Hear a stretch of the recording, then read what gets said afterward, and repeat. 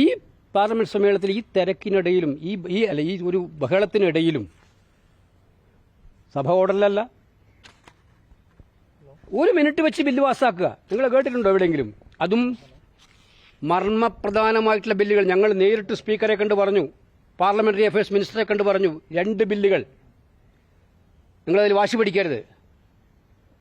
സർക്കാരിന് ഏറ്റവും അടിയന്തര പ്രാധാന്യമുള്ളതാണെങ്കിൽ നമുക്ക് മനസ്സിലാക്കാം. ഭരണം നിർവഹിക്കുന്ന കാര്യത്തിൽ അത്യാവശ്യമായി ഉപകരിക്കേണ്ടതാണെങ്കിൽ മനസ്സിലാക്കുക. കോടാനുകോടി ജനങ്ങളെ ബാധിക്കുന്ന, അവരുടെ ജീവിതത്തെ ബാധിക്കുന്ന മൗലികമായ നിയമങ്ങൾ ഇത്തരം ബഹളത്തിനിടയിൽ അപ്പം ചൂടുന്നതുപോലെ പാസ്സാക്കരുത് എന്ന് പറഞ്ഞു. 2 ബില്ലുകൾ പ്രത്യേകിച്ച് ഞങ്ങൾ പറഞ്ഞു, FCRA ബില്ലും മൈനിങ്ങിന്റെ അമെന്റ്മെന്റ് ബില്ലും. സ്പീക്കറെ കണ്ടു പറഞ്ഞു, മന്ത്രിയെ കണ്ടു പറഞ്ഞു. സ്പീക്കർ പറഞ്ഞു മന്ത്രിയെ കാണാൻ, മൈനിങ് മിനിസ്റ്ററെ കിഷൻ റെഡ്ഡി. പ്രതിപക്ഷം അദ്ദേഹത്തെ കണ്ടു പറഞ്ഞു, നിങ്ങൾ ചെയ്യരുത്, അറ്റ്ലീസ്റ്റ് ആ ബില്ല് നിങ്ങളൊന്ന് സ്റ്റാൻഡിംഗ് കമ്മിറ്റിക്ക് വിടാൻ പറഞ്ഞു. സ്റ്റാൻഡിംഗ് കമ്മിറ്റിക്ക്, മൈനിങ് ബില്ല് സ്റ്റാൻഡിംഗ് കമ്മിറ്റിക്ക് വിടാൻ പറഞ്ഞു. സ്റ്റാൻഡിംഗ് കമ്മിറ്റിയിൽ ചർച്ച ചെയ്യട്ടെ. നിങ്ങൾ മനസ്സിലാക്കേണ്ട ഈ ബില്ല് എന്താണ് വ്യവസ്ഥ ചെയ്തിരിക്കുന്നത്? ഈ ബില്ലിൽ വ്യവസ്ഥ ചെയ്തിരിക്കുന്നത് നമ്മൾ മനസ്സിലാക്കേണ്ടത്, state government are restricted from imposing any tax. ഏതെങ്കിലും നികുതി, മൈനിങ്ങുമായി ബന്ധപ്പെട്ട ഭൂമിയിൽ ഏതെങ്കിലും നികുതി ചുമത്തുന്നതിൽ നിന്നും സംസ്ഥാന ഗവൺമെന്റുകളെ നിയന്ത്രിക്കുന്ന അധികാരം നൽകുന്ന ബില്ലാണിത്. കേന്ദ്രത്തിന് പൂർണ്ണ അധികാരം നൽകുക. സത്യത്തിൽ മൈനിങ് ലീസ്, മൈനിങ് ടാക്സ്, ഇതൊന്നും ഇനി സ്റ്റേറ്റ് ഗവൺമെന്റ് പറ്റില്ല. നമ്മുടെ കേരളത്തിന് പോലും നിങ്ങൾ മനസ്സിലാക്കേണ്ടത്, കേരളത്തിലെ തീരപ്രദേശങ്ങളിലെല്ലാം മൈനിങ് നടക്കുന്നുണ്ട്, മറ്റ് പ്രദേശങ്ങളിൽ നടക്കുന്നുണ്ട്. ഇതിനൊന്നും സംസ്ഥാന ഗവൺമെന്റിന് നികുതി ചുമത്താൻ പറ്റാതെ അത് നിയന്ത്രിക്കുന്ന ബില്ലാണ് ഈ ബില്ല്. ഫെഡറൽ വ്യവസ്ഥയ്ക്കെതിരായിട്ടുള്ള ഏറ്റവും ശക്തമായ കടന്നാക്രമണം.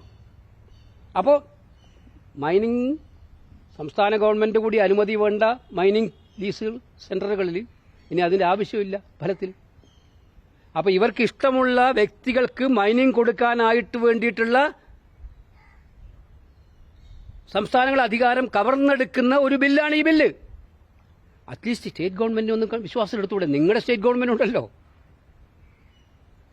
എന്ത് ചെയ്യാൻ പറ്റും? സ്റ്റേറ്റ് ഗവൺമെന്റിനേക്കാളും വിശ്വാസം അഡാനിയാണെങ്കിൽ പിന്നെ എന്ത് ചെയ്യാൻ പറ്റും? അതിനു വേണ്ടിയിട്ടാണ് ഈ ബില്ല് പാസ്സാക്കിയത്. സ്റ്റാൻഡിംഗ് കമ്മിറ്റി കൂടണമെന്ന് പറഞ്ഞത് അവർ അംഗീകരിച്ചില്ല. അവർക്ക് ഭൂരിപക്ഷമുണ്ടെന്ന് വിചാരിച്ച് ഇത്തരം ബുൾഡോസ് ചെയ്യുന്ന രീതിയാണ് ഉണ്ടായത്.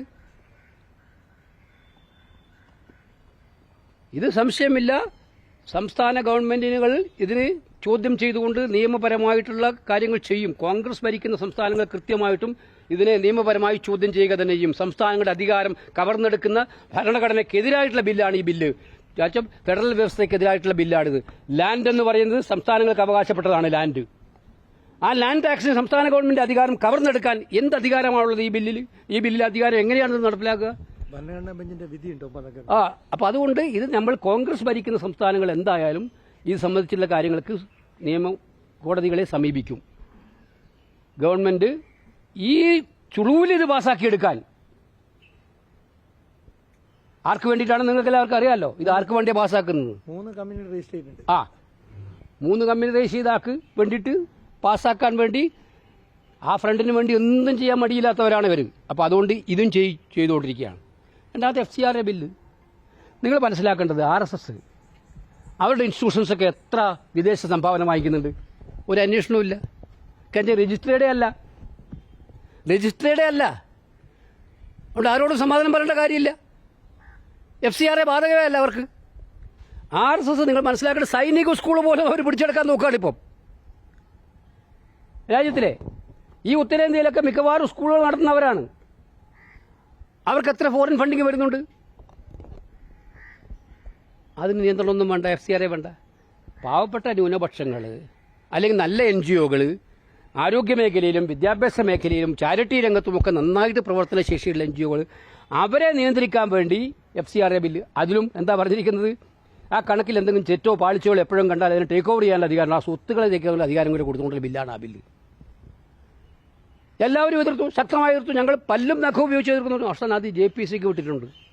JPCയിലും ഞങ്ങൾ അതിനെതിരായിട്ടുള്ള ശക്തമായ നിലപാട് സ്വീകരിക്കും. JPCയിൽ പങ്കാളികളാവും. JPCC പങ്കജ ഇത് ഈ കാര്യങ്ങൾ അങ്ങനെ വെറുതെ വിടാൻ പറ്റുന്നതല്ല. ആ കാര്യത്തിൽ പങ്കെടുത്തുകൊണ്ട് ശക്തമായി എതിർക്കാനാണ് പാർട്ടി തീരുമാനം. പല ബില്ലുകളിൽ JPC രൂപീകരിച്ചിരുന്നു, വഖഫ് അടക്കമുള്ള ബില്ലുകൾ. പക്ഷെ അന്നൊക്കെ പ്രതിപക്ഷം പിന്നീട് അതിർത്തി അറിയിച്ച് മാറിപ്പോകുന്നതാണ് കണ്ടത്. അല്ല, ഞങ്ങൾ ഭൂരിപക്ഷം ഉണ്ടായ പാസ്സാക്കാം. നിങ്ങൾ മനസ്സിലാക്കേണ്ടത് ഭൂരിപക്ഷമാണല്ലോ എല്ലാത്തിലും അടിസ്ഥാനം. JPC വരുമ്പോഴും ഭൂരിപക്ഷം ആർക്കാണ് ഉണ്ടാവുന്നത്? ഇവർക്കായിരിക്കും. ഞങ്ങൾക്ക് ചെയ്യാവുന്ന കാര്യം ശക്തമായി എതിർക്കുക, വിയോജനക്കുറിപ്പ് പറയുക. പക്ഷേ സുപ്രീം കോടതിയിൽ വഖഫ് ബില്ല് പോയപ്പോൾ ആ വിയോജനക്കുറിപ്പ് ഗുണകരമായിരുന്നു. അതിലെ പ്രധാനപ്പെട്ട പ്രൊവിഷൻസ് അവർ അതുകൊണ്ടാണ് റദ്ദാക്കിയത്. അപ്പോൾ അത് സ്വാഭാവികമായിട്ടും നിയമപരമായിട്ടുള്ള പോരാട്ടത്തിന് ഗുണകരമാകും തീർച്ചയായിട്ടും. അതുകൊണ്ട് JPCയിൽ ഞങ്ങൾ പങ്കെടുക്കും. അതുകൊണ്ട് ഈ രണ്ട് ബില്ലുകളും ഇത് ധൃതി പിടിച്ച് പാസ്സാക്കാൻ ശ്രമമുണ്ടായി. എന്തായാലും FCRA ബില്ല് JPCക്ക് വിടാൻ തീരുമാനിച്ചത് ഭാഗികമായിട്ട് വിജയം തന്നെയാണ്. പക്ഷേ അവിടെയും ഞങ്ങൾ JPCയിൽ പോരാടും. പക്ഷേ ഇവരുടെ നിലപാട് നിങ്ങൾ മനസ്സിലാക്കേണ്ടത്, ഒരു ഭാഗത്ത് RSSന് സമ്പൂർണ്ണ സ്വാതന്ത്ര്യം, ഫ്രീ ഫോർ ഓൾ RSS, മറ്റൊരു ഭാഗത്ത് മറ്റ് ഇൻസ്റ്റിറ്റ്യൂഷൻസ് എല്ലാം നിയന്ത്രണ വിധേയമാക്കുക, എങ്ങനെയെങ്കിലും മൂക്കുകയറിടുക, അവരെ വിരട്ടി നിർത്തുക. ഇതാണ് തന്ത്രം. അതുപോലെ ഒരു കാര്യം കൂടി, ബില്ലേ അത് പല രൂപത്തിൽ അവർ കൊണ്ടുവരാനുള്ള ശ്രമം നടത്തിയിരുന്നു, മുന്നിലൂടെയും പിന്നിലൂടെയും. അത് നടപ്പായില്ല.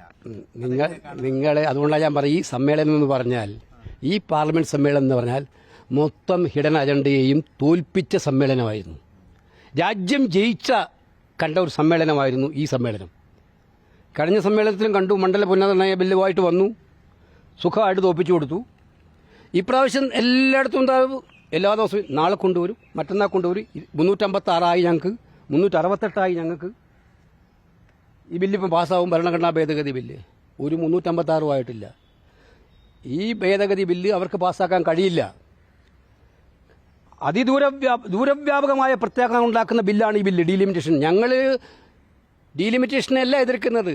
നിങ്ങൾ മനസ്സിലാക്കേണ്ട, അശാസ്ത്രീയമായിട്ടുള്ള രീതികൾ, ഭരണഘടനാ അധികാരങ്ങളെ കവർന്നെടുക്കാനുള്ള പരിശ്രമം അവിടെയും. സംസ്ഥാനങ്ങൾക്കിടെ സീറ്റിന്റെ പരിധി നിശ്ചയിക്കാനുള്ള അവകാശം കോൺസ്റ്റിറ്റ്യൂഷൻ എടുത്ത് മാറ്റി ഡീലിമിറ്റേഷൻ കമ്മിറ്റി കൊടുക്കുന്നതിനാണ് നമ്മൾ ഏറ്റവും പ്രധാനമായി എതിർക്കുന്നത്. എന്നിട്ട് എന്തെല്ലാം അടുത്ത് പുകമറ, പലരും അവർക്ക് വോട്ട് ചെയ്യും, ഇതങ്ങ് പോവും.